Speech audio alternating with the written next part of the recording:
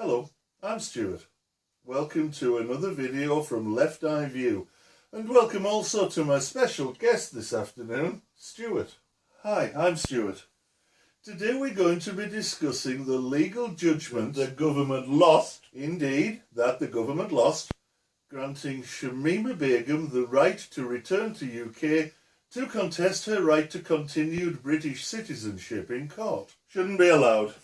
What shouldn't? We shouldn't be allowing terrorists back into the UK, even if they're British citizens. She's not though, is she?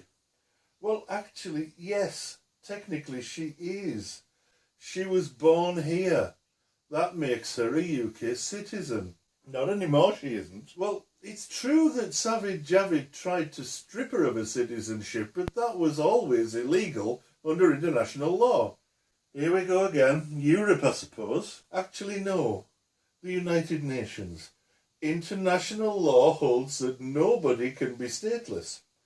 We can't just pretend that a citizen we don't like isn't a citizen. But she's not stateless. She's Bangladeshi. Not according to the Bangladeshi government, she isn't. It's true that Shamima's parents are from Bangladesh, but she was born in the UK and does not have Bangladeshi citizenship. Her parents were Bangladeshi, so she's Bangladeshi. And what am I? Oh, well, you. English, really.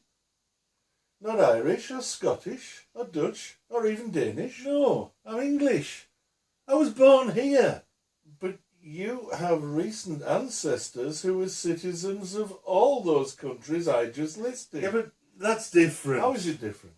I'm not a terrorist. Ah, I see. So being a terrorist strips you of British citizenship, does it? Like it did with all the bombers in Northern Ireland during the Troubles, you mean?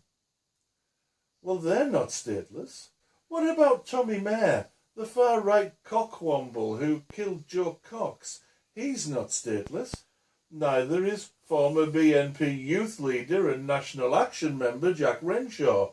He plotted to murder Rosie Cooper MP and is now serving at least 20 years for terrorism offences.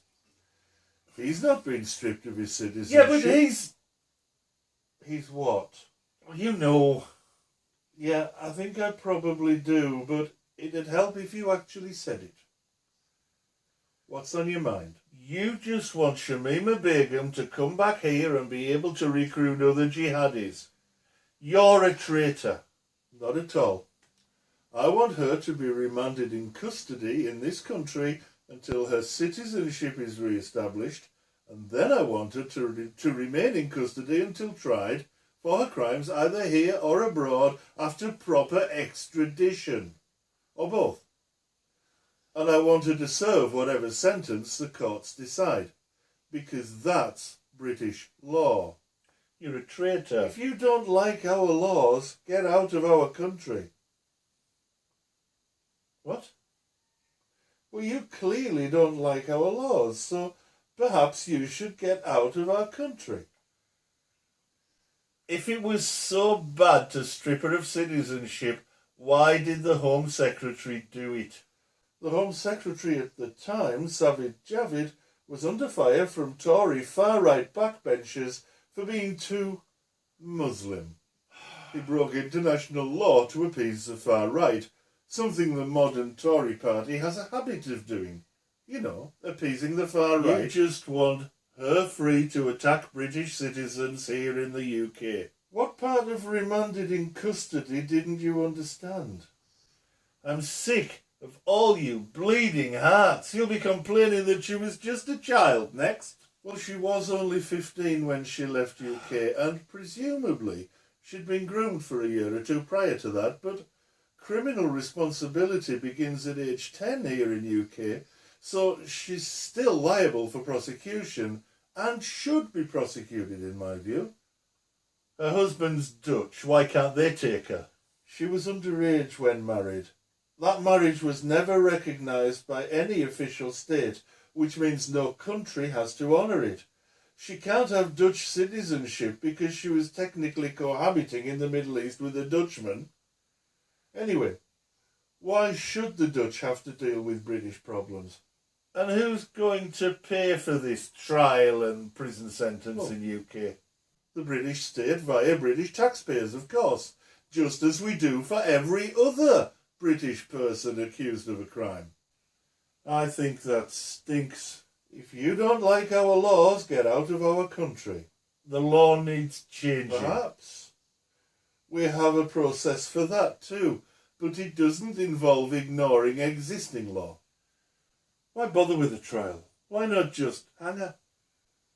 Tell me, Stuart, what is it about ISIS that you object to? They want to make the whole world a caliphate. I'm not sure that's technically true, but okay, let's assume you're right. What's wrong with that? Sharia law's what's wrong with that. Okay, and what is it about Sharia law you don't like?